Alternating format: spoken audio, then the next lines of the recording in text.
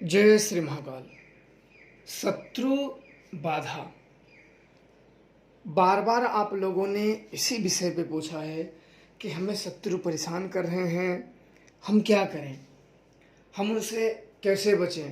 कोई तंत्र प्रयोग कर रहा है, कोई अन्य द्वारा आपको परेशान कर रहा है, कोई बेवजह आपको प्रताड़ित करता है, परेशान करता है। उन सब से बचने के लिए मैंने कई ऐसे प्रयोग बताए हुए हैं, और उन सब प्रयोगों को अगर ना भी कर पाओ तो आज मैं आप लोगों को फिर एक बहुत ही आसान प्रयोग बताता हूँ, जिससे अगर इस प्रयोग को कर लेते हो तो अवश्य आपके जीवन में शत्रुता समाप्त हो जाएगी, शांत हो जाएगी, और आप अपने जीवन में आगे बढ़ सकते हो।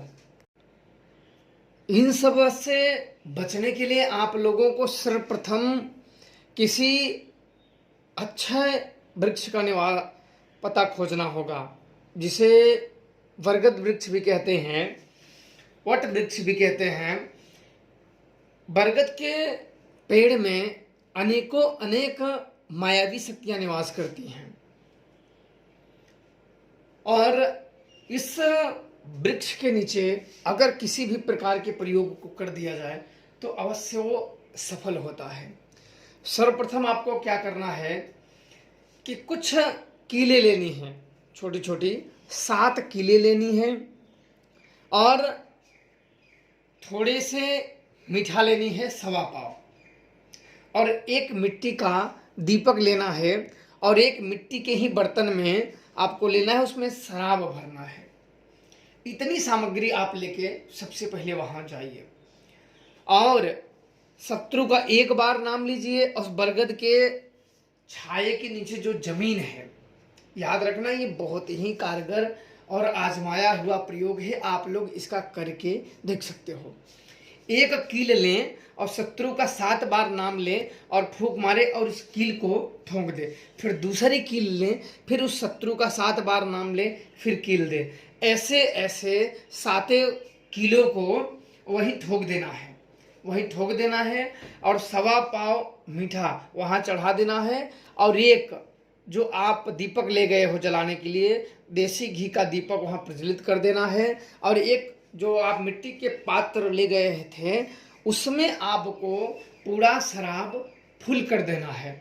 पूरा शराब फुल करके और मन ही मन यह उच्चारण करे कि मेरे शत्रु का मेरे से पीछा छूट जाए, मेरे से जो भी शत्रु बाधा है, जो भी उनका नाम लेते हुए आप उस वट वृक्ष के 7 परिक्रमा करें। 7 परिक्रमा करने के बाद सीधा वहां से घर आ जाइए, और अपने घर में अंदर प्रवेश करने से पहले आप हाथ पैर को धो लें। धोने के बाद घर में प्रवेश कर सकते हैं, और सोते समय उस वृक्ष का ध्यान करें, और मन ही मन यह कामना करें कि जो शत्रु बाधा है, जो समस्याएं हैं, उनका अंत हो, आपके जीवन से शत्रु का क्षय हो जाए, समाप्त हो जाए। ऐसा करके विचार करके सो जाएं। आप सोता ही वो शत्रु अपने कामों में उलझ जाएगा, अपनी समस्याओं में बच जाएगा। शत्रु कितना भी बलिष्ठ हो, कितना भी बड़ा अपने आप को वो शत्रुता अगर आपसे रखेगा तो उसका विनाश निश्चित है।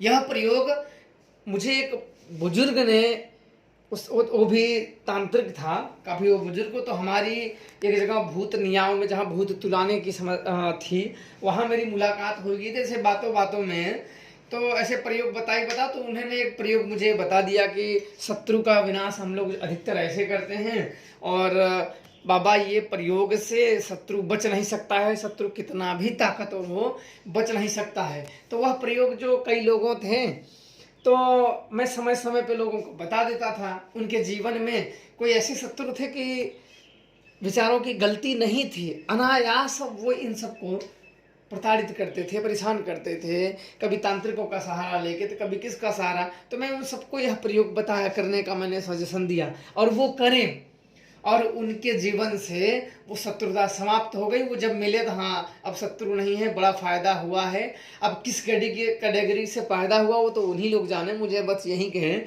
कि बहुत अच्छा हुआ है। वो प्रयोग करने के बाद शत्रु तो जैसे गायब ही हो गए।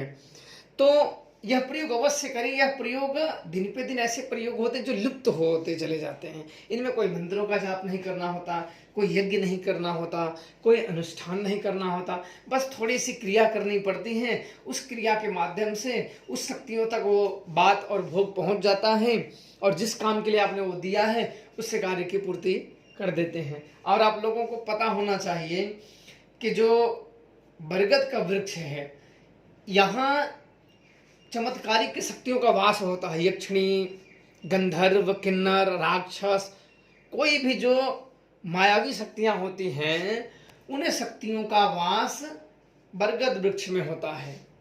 इसे अक्षय तट भी कहते हैं। अक्षय तट का मतलब होता है जो बहुत लंबा, जिसकी उम्र हो। और इसी वृक्ष में ब्रह्मदेव की पूजाएं की जाती है। ब्रह्मदेव की इसी वृक्ष के नीचे उनकी आराधनाएं की जाती हैं, जो कि एक अलग पद्धति हो जाती है। बाकी अपने शत्रु बाधा के लिए बिल्कुल यह प्रयोग करें और अवश्य आप लोग अपने अनुभव जरूर बताएं। जय श्री महाकाल।